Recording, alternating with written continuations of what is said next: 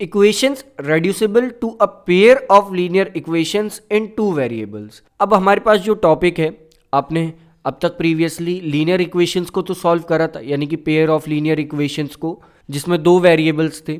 But अब जो हमें कुछ इक्वेशंस मिलेंगी वो डायरेक्टली ऐसी नहीं मिलेंगी जैसे कि आप अब तक लेते आए थे, डायरेक्टली एक्स की मल्टीप्लाई हो रही थी किसी भी नंबर में। वो इक्वेशंस थोड़ी सी डिफरेंट होंगी, उन्हें हम अब अपने सुइटेबल लीनियर इक्वेशंस के फॉर्म में कन्वर्ट करना होगा। स्टार्टिंग हम करेंगे, सबसे पहले एक एग्जांपल से स्टार्ट करते हैं। हम समझ लेते हैं कि कैसे कोई इक्वेशन लीनियर इक्वेशन नहीं है और हम उन्हें कैसे लीनियर इक्वेशन में कन्वर्ट कर सकते हैं। So example number 17 is solve the pair of equation that is 2/x plus 3/y is equals to 13 and 5/x minus 4/y is equals to -2। यहां हम देख सकते हैं कि डिनोमिनेटर में x और y हैं, लेकिन ये standard form of linear equations नहीं है। सो हम इन्हें स्टैंडर्ड फॉर्म में कन्वर्ट करना है, यानी कि इन्हें सिंपल फॉर्म में कन्वर्ट कर लेंगे ताकि हम सिंपली इसे सॉल्व कर सकें। तो सबसे पहले हम इन्हें कुछ इस तरह से लिख सकते हैं, that is 2 bracket multiplied by 1/x plus 3 bracket multiplied by 1/y is equals to 13। और दूसरी इक्वेशन को हम लिख सकते हैं 5 bracket multiplied by 1/x minus 4 bracket multiplied by 1/y is equals to -2। इसके बाद हम अज्यूम कर लेंगे कि 1/x को हम कुछ मान लें, ऐसे ही 1/y को कुछ अज्यूम कर लें।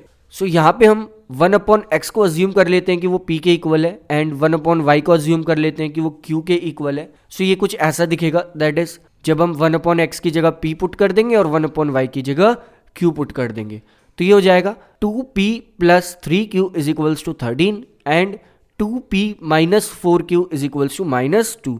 सो हमारे पास सिंपल लीनियर इक्वेशंस आ चुकी हैं और हमें पता है अब इन्हें कैसे सॉल्व किया जा सकता है। तो जब हम किसी भी एक मेथड का यूज करके इन लीनियर इक्वेशंस को सॉल्व कर लेंगे, यहाँ पे हम एलिमिनेशन मेथड को यूज कर लेते हैं। सो वो हो जाएंगी, अब दोनों इक्वेशंस हो जाएंगी। पहली वाली इक्वेशन बन जाएगी that is 8p plus 12q is equals to 13 into 4। दूसरी इक्वेशन हो जाएगी 15p minus 12q is equals to -2 multiplied by 3। तो जब हम इन दोनों इक्वेशन में से q को एलिमिनेट करेंगे तो यहां से q एलिमिनेट हो जाएगा क्योंकि 12q ऊपर है -12q नीचे है।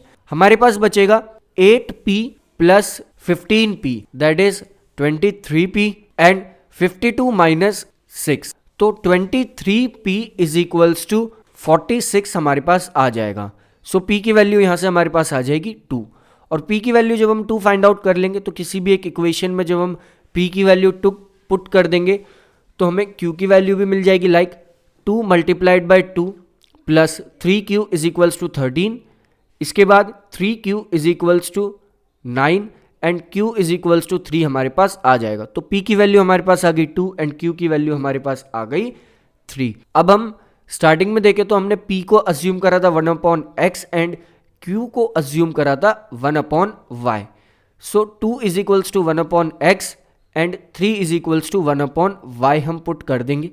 सो x की वैल्यू हमारे पास आ जाएगी 1/2 एंड y की वैल्यू आ जाएगी 1/3। अब हम इसे वेरीफाई भी कर सकते हैं उन इक्वेशंस में x की वैल्यू को 1/2 पुट करके एंड y की वैल्यू को 1/3 पुट करके। सो ये था हमारा। अब बिल्कुल अगर हमें एक pair of linear equation given है लेकिन वो स्वीटेबल फॉर्म में नहीं है, यानी कि हम उसे इजीली सॉल्व नहीं कर पा रहे, तो हम उसे स्वीटेबल फॉर्म में कैसे कन्वर्ट कर रहे हैं।